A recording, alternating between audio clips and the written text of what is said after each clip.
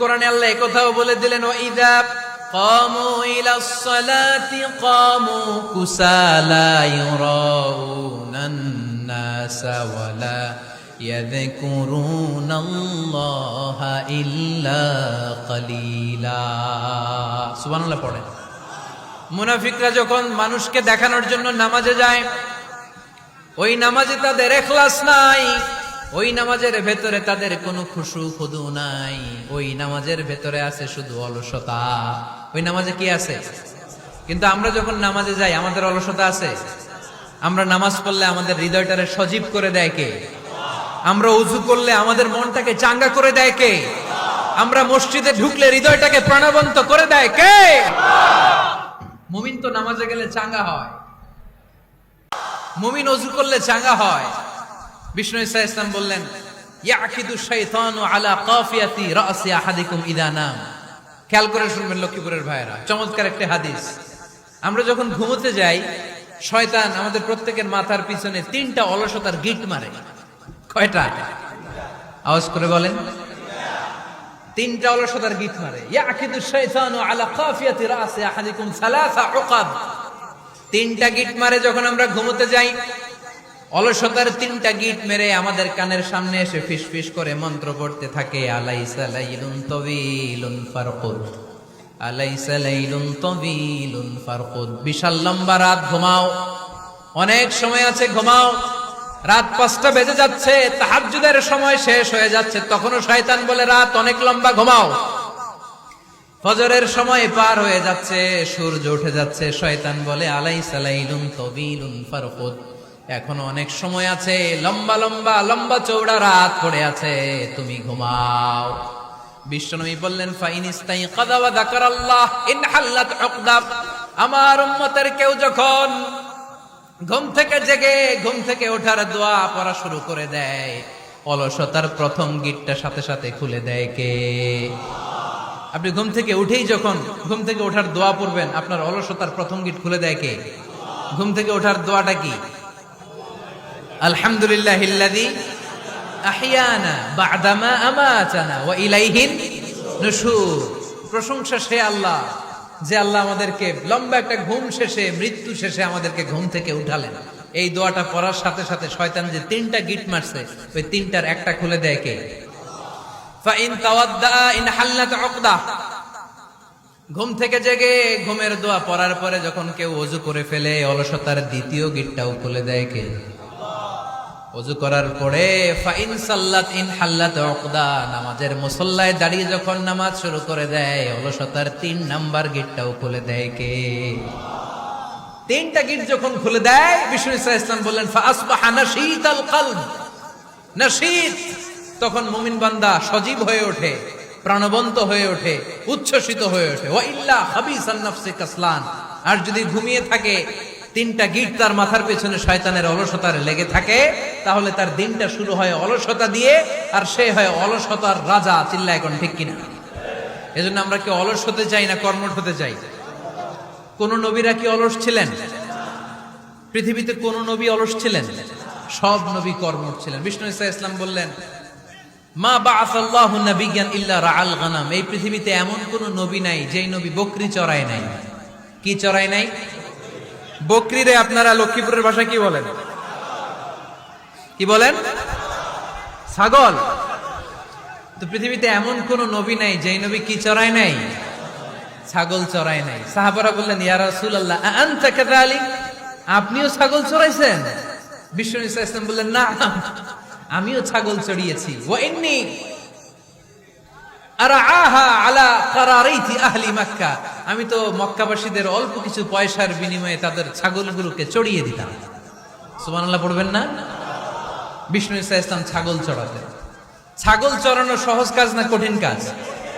কেন কঠিন এটা? হ্যাঁ, টেরা, খুঁটি মারে। হ্যাঁ, কি করে? বসে থাকতে হয়। তো ছাগল যারা পালে তারা জানে ছাগল পালা কত কষ্ট। ওরে ডানে টান দিলেও কই যায়? রশি ধরে বায়ে টান দিলে কই যায়? সামনে টানলে কই যায়? পিছনে টানলে কই যায়? সারা সপ্তাহ আপনি সময় পান না এটার গোসল করাবেন, ভাবলেন আজকে জুমার দিন আমিও গোসল করি, এটারও গোসল করাই। এটারে আপনি পুকুর ঘাটে নিবেন, টান দিয়েছেন, ওর বাপের কিরা ও 1 ইঞ্চিও সামনে যাবে না, ঠিক কি না? এই টেরা প্রাণী আল্লাহর কি কি মহিমা! আল্লাহ তাআলা পৃথিবীর সবচেয়ে শ্রেষ্ঠতম মানুষদেরকে ছাগল চড়িয়ে ছেড়েছেন, ঠিক কি না? মা বাআসাল্লাহু নাবিয়ান ইল্লা রাআল গানাম। এই পৃথিবীতে এমন কোন নবী ছিল না যে নবীরা ছাগল চড়ায় নাই। আল্লাহ বুঝাতে চাইলেন ছাগল চড়ানো অনেক কষ্টের কাজ, অনেক ধৈর্যের প্রয়োজন। এখন নবীরা তোমরা ছাগল চড়াও, কিছুদিন পর ছাগলের চেয়েও টেরা জাতি মানুষ চড়াইতে হবে। মানুষের মধ্যেও টেরা আছে না নাই? ভালো বললে ভালোটা বুঝে না, ডানে যেতে গেলে বায়ে যায়, বায়ে যেতে বললে ডাইনে যায়, এরকম আছে না নাই? সম্মানিত ভাইয়েরা, সমস্ত আম্বিয়া আলাইহিমুস সালাম ওনারা কর্মঠ ছিলেন। সাইয়েদনা আদম আলাইহিস সালাম নিজ হাতে চারা গাছ রোপণ করে চাষাবাদের কাজ করেছেন, সুবহানাল্লাহ পড়েন। সাইয়েদনা ইব্রাহিম আলাইহিস সালাম চাষাবাদের কাজ করেছেন। সাইয়েদনা দাউদ আলাইহিস সালাম নিজ হাতে যুদ্ধের জন্য যে পোশাক পরতে হয়, যেটা পরলে গায়ের মধ্যে ছুরি মারলেও ঢুকে না, ওই শিরস্ত্রাণ বানিয়েছেন, নিজ হাতে তলোয়ার বানিয়েছেন, সুবহানাল্লাহ পড়েন। সাইয়েদনা মূসা আলাইহিস সালাম ছাগল চড়িয়েছেন। সাইয়েদনা মূসা আলাইহিস সালামের মেজাজ নরম না গরম? নবীদের মধ্যে সবচেয়ে বেশি মেজাজওয়ালা নবী ছিলেন মূসা আলাইহিস সালাম। উনিও 8 থেকে 10 বছর সাইয়েদনা শুআয়ব আলাইহিস সালামের এরিয়াতে ছাগল চড়িয়েছেন। চিল্লায় বলেন সুবহানাল্লাহ। এজন্য নবীরা যেহেতু কাজ করেছেন, কর্মঠ ছিলেন, আমরাও কর্মঠ হব, ঠিক কি না? সাহাবারাও কর্মঠ ছিলেন, বিশ্বনবীর সাহাবারাও ব্যবসা করতেন। সাইয়েদনা আবু বকরের বিশাল ব্যবসা প্রতিষ্ঠান ছিল, সুবহানাল্লাহ পড়েন। আপনারা হজ উমরা করেছেন কে কে দেখি? করছেন? মাশাআল্লাহ। যারা করে নাই আল্লাহ তাদেরকে আল্লাহর ঘর জিয়ারতের তুমি নসিব করো। বিশ্বনবীর মাকবারার সামনে দাঁড়িয়ে আমরা যেন সালাম পেশ করতে পারি, তুমি নসিব করো। বাইতুল্লাহ শরীফে এবং মসজিদ নববীতে আমরা যেন সালাত আদায় করতে পারে, আল্লাহ তুমি নসিব করো। সাইয়েদনা আবু বকর রাদিয়াল্লাহু তাআলা আনহুর ব্যবসা প্রতিষ্ঠান ছিল মক্কার কাবা ঘরের পাশেই। উনার ব্যবসা প্রতিষ্ঠানগুলো যেখানে ছিল ঠিক ওইখানেই সৌদি সরকার এখন শপিং মল বানিয়ে দিয়েছে, মাতজার আবু বকর। মক্কা শহরের যেখানে বহিরাগতরা এসে ওখানে ছাগল, ওখানে ঘোড়া, উট এগুলো রাখতো, আস্তাবল রাখতো, ঘোড়া আর উট যেখানে রাখা হতো ঠিক ওই জায়গায় সৌদি সরকার ওটার পার্কিং লট বানাই দিচ্ছে। মানে যেখানে আগে সাহাবাদের ব্যবসার জায়গা, ওইখানে বর্তমানে শপিং মল। যেখানে আগের সময়কাল সাহাবারা উট আর ঘোড়া রেখে বাঁধতো, ওইখানে এখন গাড়ি ঘোড়া রাখার ব্যবস্থা করা হয়েছে। সাইয়েদনা আবু বকর অনেক বড় ব্যবসায়ী ছিলেন। ওনার নিজ টাকা দিয়ে হাবাসা থেকে আসা সাইয়েদনা বেলালকে তিনি 20,000 স্বর্ণ মুদ্রা দিয়ে উমাইয়া ইবনে খালাফের কবল থেকে তিনি মুক্ত করেছেন। সাইয়েদনা উসমান যুন্নুরাইন বড় ব্যবসায়ী ছিলেন। নিজের টাকা দিয়ে মদিনার মুসলমানেরা পানি খেতে পারে না, বিইরে রুমা নামে একটা কুয়া ছিল, এই কুয়ার মালিক ছিল ইহুদি। মুসলমানেরা পানি খেতে গেলে এসে বকা দিত, পানি খেতে দিত না।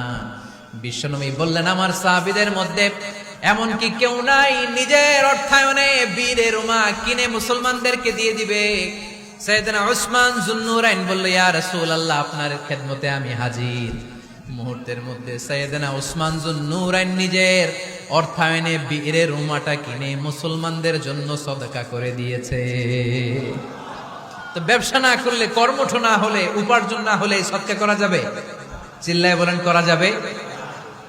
সুনানে তিরমিজির বর্ণনা, বিষ্ণু ঈসা ইসলাম মক্কা থেকে যত সাহাবারা হিজরত করে মদিনায় এসেছে, মদিনাতে কোন না কোন সাহাবার সাথে বিশ্বনবী ভ্রাতৃত্বের বন্ধনে আবদ্ধ করে দিয়েছে, সুবহানাল্লাহ পড়েন। এজন্য মক্কা থেকে যারা এসেছে এদেরকে বলে মুহাজির, এদেরকে কি বলে? আর মদিনায় যারা ছিল এদেরকে বলে আনসার, এদেরকে কি বলে? আওয়াজ করে উত্তর দিবেন। মক্কা থেকে যারা এসেছে তাদের নাম, আর যারা মদিনার সাহাবী তাদের নাম আনসার। আজকে এই মাহফিলে লক্ষ্মীপুর এর বাইরে থেকে কারা কারা আসছেন দেখি?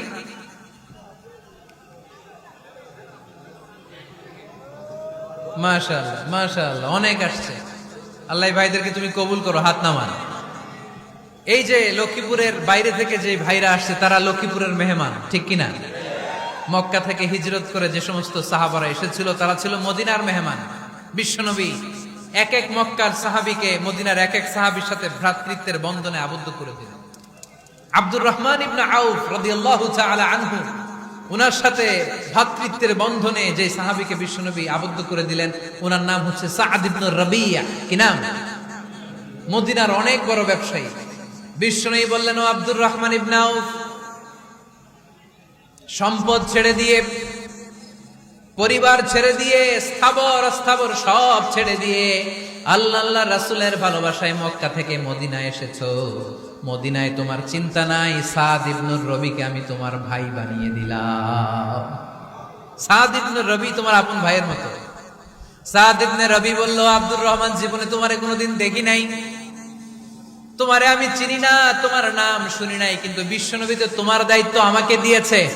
আমার চেয়ে বড় ধনী এই মদিনার মধ্যে দ্বিতীয় কেউ নাই। আজ থেকে তুমি আমার ভাই, আজ থেকে তুমি আমার কি? আল্লাহ আমাকে যত সম্পত্তি দান করেছে তার অর্ধেক সম্পত্তি আমি তোমার নামে দিয়ে দিলাম। ও আব্দুর রহমান ইবনে আউফ, শুধু তাই নয়, রব্বুল আলামিন আমাকে দুইজন স্ত্রী দিয়েছে। কয়জন? তুমি দেখো আমার কোন স্ত্রীকে তোমার বেশি ভালো লাগে, যার নাম তুমি বলবে সাথে সাথে আমি তারে তালাক দিয়ে দিব। তার ইদ্যত পালন শেষে তুমি তাকে বিয়ে করে তোমার সাথে নিয়ে যাবা। সুবহানাল্লাহ। কারণ বিশ্বনবী তোমার দায়িত্ব আমার কাছে দিয়েছে, তুমি আমার ভাই, আমি মদিনার সবচেয়ে বড় ধনী, আমার অর্ধেক সম্পদ আমি তোমারে দিয়ে দিব। আমার দুই স্ত্রীর এক স্ত্রীকে তোমারে দিয়ে দিব। সাইয়েদনা আব্দুর রহমান ইবনে আউফ এই কথা শুনে অবাক হলেন। অবাক হয়ে উনিও এক অবাক কথা বললেন। উনি বললেন, লা হাজাতা লি ফি ইয়া আখি, ও আমার প্রাণের ভাই, তোমার কথা শুনে আমার হৃদয়টা ভরে গিয়েছে, কিন্তু তোমার সম্পদেরও দরকার আমার নাই, তোমার স্ত্রীরও দরকার আমার নাই। বারাকাল্লাহু ফি মালিক ওয়া লি আহলিক, আল্লাহ তোমার মালেও বরকত দেখ, তোমার সম্পদেও বরকত দেখ। তুমি শুধু একটু কষ্ট করবা। কি কষ্ট? দুল্লানি আলা সুক, show me the way to the market. তুমি মদিনায় কোনো মার্কেট আছে কিনা, শপিং মল আছে কিনা, ব্যবসা প্রতিষ্ঠান আছে কিনা আমারে দেখায় দাও। সুবহানাল্লাহ পড়ো। আমরা হইলে কি করতাম? লক্ষ্মীপুরে যারা আসছে এদের একজনকে যদি বলা হয়, ভাই আপনি এখন থেকে লক্ষ্মীপুরের ভাই, আমার অর্ধেক সম্পদ আপনারা দিয়ে দেব, কি করবে? পায়ের উপর পা তুলে খাবে আর বলবে, কি আনন্দ আকাশে বাতাসে। ঠিক কিনা? এরপর যদি বলি, ভাই আমার দুই বউ, যেটারে সুন্দর লাগে বলেন তালাক দিয়ে দেই, নিয়ে যান, কি বলবে? কি আনন্দ আকাশে বাতাস। আল্লাহ রাসূলের সাহাবী আব্দুর রহমান ইবনে আউফ বললেন, লা হাজাতা লি ফি, আমার দরকার নেই। দুল্লানি আলা সুক, just show me the way to market. এখানে মার্কেট কই আছে দেখায় দাও। অবাক হয়ে গেলেন সাদ বিন রবি, বললেন, ও আব্দুর রহমান ইবনে আউফ, ঠিক আছে, তুমি যদি নিতে না চাও তোমারে আমি জোর জবরদস্তি করব না। শুনে রাখো, মদিনাতে ইহুদিদের কয়নুকার একটা বাজার আছে। এই কথা বলার সাথে সাথে আব্দুর রহমান ইবনে আউফ চলে গেলেন। এর পরের দিন অল্প কিছু পনির আর ঘি দিয়ে ব্যবসা শুরু করলেন। পনির আর ঘিয়ের ব্যবসা করতে করতে করতে করতে ব্যবসায় তিনি এত লাভ করলেন, উনি বললেন, আমি যদি কখনো মদিনার বালুর মধ্যে হাত দিতাম, ওই বালুটারও সোনা বানায় দিত কে? দুল্লানি আলা সুক। লক্ষ্মীপুরের কর্মঠ যুবক ভাইয়েরা, এ আব্দুর রহমান ইবনে আউফ আমাদের প্রেরণা। উনি অন্যের ঘাড়ে পাড়া দিয়ে খেতে চায় নাই, আরেকজনের উপর ডিপেন্ডেন্ট বা নির্ভরশীল হতে চায় নাই। তিনি স্বাবলম্বী হওয়ার শিক্ষা, লেসন কিয়ামত পর্যন্ত গোটা বিশ্বের যুবকদের জন্য রেখে গিয়েছে। চিল্লায় বলো ঠিক কিনা? দুল্লানি আলা সুক, show me the way to market. Market কোথায় দেখাও। পনির আর ঘি নিয়ে ব্যবসা করতে করতে কয়েক মাসের ব্যবধানে ইতিহাস সাক্ষী সাইয়েদনা আব্দুর রহমান ইবনে আউফ মদিনার বিশাল বড় বিজনেস ম্যাগনেটে পরিণত হয়ে গেলেন। চিল্লায় পড়েন আল্লাহু আকবার। এজন্য ব্যবসার ভিতরে বরকত ঢুকিয়ে দিয়েছে কে? বিষ্ণু বললেন, আত-তাজিরা সাদুকাল আমিন মা'আন নাবিয়্যিন ওয়াস সিদ্দীকিন ওয়াশ শুহাদাই ওয়াস সালিহিন। আমানতদার ব্যবসায়ী তারা সাধারণ কোনো মানুষ নয়, কিয়ামতের দিন নবীদের সাথে হাসর হয়ে যাবে। আপনারা যারা ব্যবসা করেন, এটা সাধারণ বিষয় নয়। বিষ্ণু সাল্লাল্লাহু আলাইহি ওয়াসাল্লাম নিজেও ব্যবসায়ী ছিলেন। ওনার জীবনের প্রথমে তিনি খাদিজা রাদিয়াল্লাহু তাআলা আনহার ব্যবসার স্টাফ হয়ে কাজ শুরু করেছেন, এরপর নিজে ব্যবসা শুরু করেছেন। এরপরে খাদিজাতুল কুবরা রাদিয়াল্লাহু তাআলা আনহা সব সম্পত্তি বিয়ের পরে বিশ্বনবীর পায়ের সামনে ঢেলে দিয়েছেন। বললেন, ইয়া রাসূলুল্লাহ, এই সম্পদ আমি আপনাকে দিয়ে দিলাম, আপনি ইচ্ছামতো দিনের প্রয়োজনে খরচ করেন। সুবহানাল্লাহ পড়েন। এজন্য বিষ্ণু ঈসা ইসলাম আমাদের জন্য উপমা, আব্দুর রহমান ইবনে আউফ আমাদের জন্য উপমা। যারা ব্যবসা করেন তারা বিষ্ণু ঈসা ইসলামের সুন্নাহ পালন করছেন। আত-তাজির আস-সাদুক আল-আমিন, বিষ্ণুই বললেন সত্যবাদী আমানতদার ব্যবসায়ী, যে ব্যবসা করতে যে মিথ্যা কথা বলে না। অনেক ব্যবসায়ীরা আছে পণ্য চালানোর জন্য মিথ্যা কথা বলে আর কসম কাটে, আছে না নাই? আহা, এমনটা করা যাবে? সকালবেলা স্ত্রীরে বলে এই গরুগুলা বিক্রি করবো, তুই একটা দাম কত কমো? স্ত্রীরে শিখাই দিচ্ছে এই গরুর দাম তুই 40,000। তো বউ বলে ঠিক আছে, দাম কইলাম 40,000। তো এরপরে বাজারে যখন গরু বিক্রি করতে যায়, একজন যখন বলে যে ভাই এটা 30,000 টাকা দিয়ে কিনবো, কয় ভাই আল্লাহর কসম সকালে একজন 40,000 দাম কইছে, আমি দেই নাই। আছে না নাই? কৌশল করে, বউরে শিখাইছে সকালে, কই তুই দাম কর 40,000। তো বাজারে যে সকালে একজন দাম করছে, দাম করে কইছে 40,000 দেই নাই, আপনারা 30,000 কেমনে দেই? এরকম ডাকাইত আছে না নাই? আলহামদুলিল্লাহ লক্ষ্মীপুরে এরকম লোকজন নাই। আরে নাই, আমি কই নাই, এরা কই আছে। লক্ষ্মীপুরের মানুষ খুব ধার্মিক, আমি জানি। লক্ষ্মীপুর, নোয়াখালী, ফেনী এই বেল্টের লোকজন খুব আল্লাহওয়ালা। এদের মধ্যে আল্লাহওয়ালার সংখ্যা বেশি, এখানে আলেম ওলামা বেশি, এখানে মসজিদ মাদ্রাসা বেশি।